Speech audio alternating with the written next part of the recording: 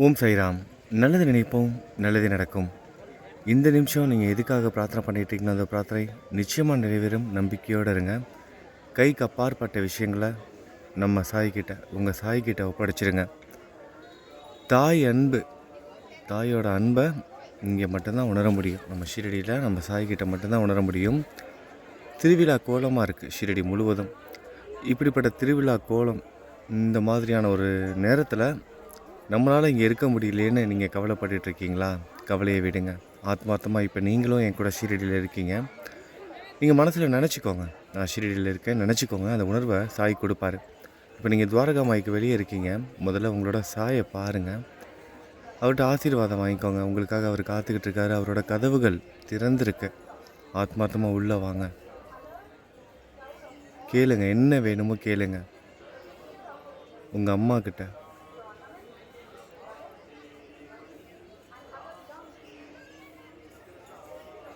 எத்தனையோ பக்தர்கள் அவங்களோட பிரார்த்தனைகள் நிறைவேறி சந்தோஷமாக வந்து சாய்க்கு நன்றி சொல்லிக்கிட்டு இருக்காங்க. இதே மாதிரி தான் நீங்களும் சாய்க்கு நன்றி சொல்லுவீங்க. இது நிச்சயமாக நடக்கும். உலகத்திலிருந்து வெவ்வேறு நாடுகள்லேருந்து மக்கள் இந்த ராமநவமி திருவிழாவுக்கு வந்து சாயை பார்க்கறதுக்காக வந்தாங்க. திருவிழா கொண்டாட்டத்துலேயும் கலந்துக்கிட்டாங்க. நீங்களும் ஆத்மார்த்தமாக நம்ம சேனல் வீடியோ மூலமாக கலந்துக்கிட்டு இருப்பீங்க. சாயோட தரிசனம் அற்புதமாக கிடச்சிது. ஸ்ரீராமனோடு சேர்ந்து நம்மளோட சாய் வந்து காட்சி கொடுத்தாரு. எல்லா தரிசனமும் அற்புதமாக நீங்கள் பார்த்துருப்பீங்க. சாயோட ஆசீர்வாதமும் உங்கள் எல்லாருக்கும் கிடச்சிருக்குன்னு நம்புகிறேன். இப்போ என் கூட சேர்ந்து நீங்களும் அப்படியே கோவிலை முழுவதுமாக சுற்றி வர போகிறீங்க. சுற்றி வந்துக்கிட்டு இருக்கீங்க. அதுதான் உண்மை. நீங்கள் எங்கே இருந்தாலும் சரி, உலகத்தில் எந்த மூலையில் இருந்தாலும் சரி, இப்போ இந்த நிமிஷம் ஆத்மார்த்தமாக இந்த வீடியோ பார்த்துட்டு இருக்க இந்த நிமிஷம் நீங்கள் ஷீரடியில் இருக்கீங்க. இந்த பக்தர்கள்லாம் நடந்து போய்கிட்டு இருக்காங்க பாருங்கள். அவங்க கூட சேர்ந்து நீங்களும் நடந்து வந்துக்கிட்டு இருக்கீங்க. கோவிலை சுற்றி வரீங்க. கிட்டத்தட்ட இப்போ குருஸ்தான் பக்கத்தில் இருக்கோம். நம்ம குருஸ்தானுக்கு வெளியே தான் நடந்து வந்துக்கிட்டு இருக்கோம்.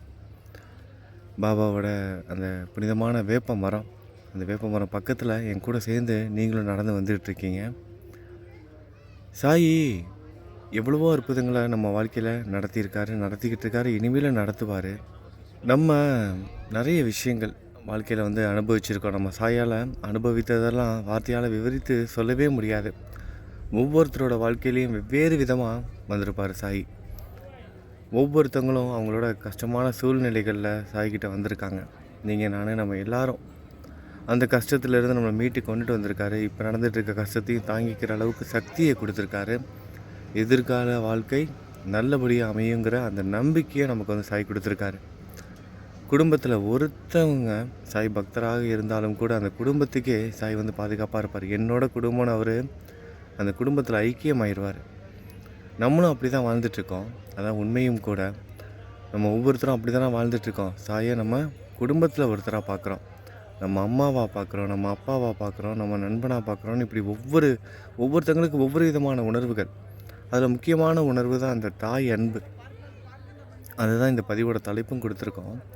அந்த தாய் அன்பு சாய்கிட்ட மட்டும்தான் நம்ம வந்து உணர முடியும். அதனாலேயே என்னமோ அவர் நம்ம வாழ்க்கையில் ரொம்ப கனெக்ட் ஆகிடுறாரு. எல்லா சூழ்நிலையிலையும் கனெக்ட் ஆகிடுறாரு. ரொம்ப பெரிய பெரிய விஷயங்கள்லாம் கூட நம்ம இந்த சாதாரணமான ஒரு பக்தர்கள் ரொம்ப எளிமையாக செஞ்சுக்கிட்டு இருக்கோம். ரொம்ப பெரிய பெரிய விஷயங்களை கூட சாயோட பக்தர்கள் ரொம்ப எளிமையாக செஞ்சுக்கிட்டு இருக்காங்க. அந்த உணர்வு வந்து கொடுத்துட்ருக்காரு. எப்போதுமே எது செஞ்சாலும் கடவுளை நினச்சிக்கிட்டு, குருவை நினச்சிக்கிட்டு செய்யணும்னு சொல்லுவாங்க. சாய் பக்தர்களுக்கு அது இயல்பாகவே வந்துடும். யாரும் சொல்லிக் கொடுக்கவே வேணாம். எது நடந்தாலும் சாயை நினச்சிக்கிட்டு தான் செய்கிறாங்க. அந்த இயல்பாகவே அந்த உணர்வு எப்படி வருது? நம்ம கிளாஸ் அட்டெண்ட் பண்ணுறோமா, இல்லை எங்கேயாவது ஒரு குருக்கிட்ட போய் நம்ம பாடம் கற்றுக்குறோமா? எதுவுமே கிடையாது. அவரோட நாமத்தை உச்சரிக்கிறோம், அது ஒன்று தான். சாயின்னு சொல்கிறோம், அவ்வளவுதான். எல்லாமே நமக்கு ஆத்மார்த்தமாக அவர் கொடுத்துட்ருக்காரு. எல்லா விஷயத்தையும் கற்றுக் கொடுத்துட்ருக்காரு சாய் நமக்கு. இப்படி பல்வேறு விதமாக நம்ம சாய் நமக்கு உதவி செஞ்சாலும் கூட அவர்கிட்டருந்து நம்ம கிடைக்கிற அந்த அன்பு இருக்குது பாருங்களேன், அதை வந்து எதோடையும் ஒப்பிட முடியாது.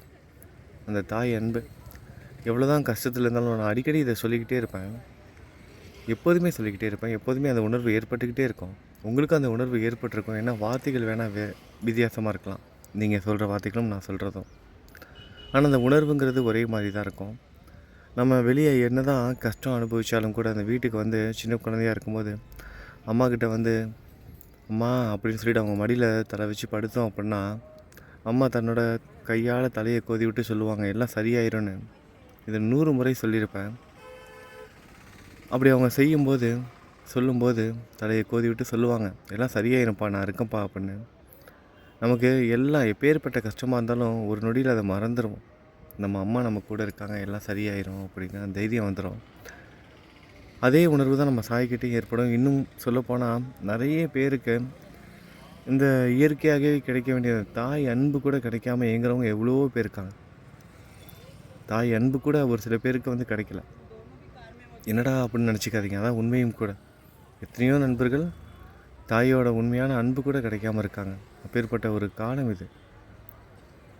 சிறு வயதிலேயே தாயெல்லாம் வாழ்ந்தவங்க, தாய் இருந்தும் தாயோட அன்பு கிடைக்காம வாழ்ந்தவங்கன்னு இப்படி பல மக்கள் இருந்தாலும் கூட அந்த தாய் அன்பு எங்கே எப்படி இருக்குங்கிறத அவங்க உணர்ந்திருப்பாங்க. அப்படின்னா அது சாய்கிட்ட மட்டும்தான் அதை வந்து உணர்ந்திருப்பாங்க. சாய் பக்தர்கள் ஒவ்வொருத்தரும் இதை வந்து உணர்ந்திருப்பாங்க.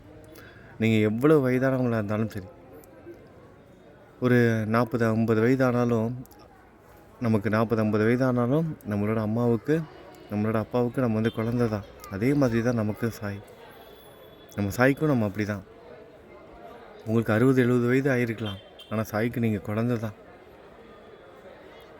எத்தனை வயதானாலும் நீங்கள் பேர குழந்தையே எடுத்திருந்தாலும் உங்களோட அம்மாவுக்கும் உங்களோட அப்பாவுக்கும் நீங்கள் குழந்தை தானே. அதே தான் சாய்கிட்ட.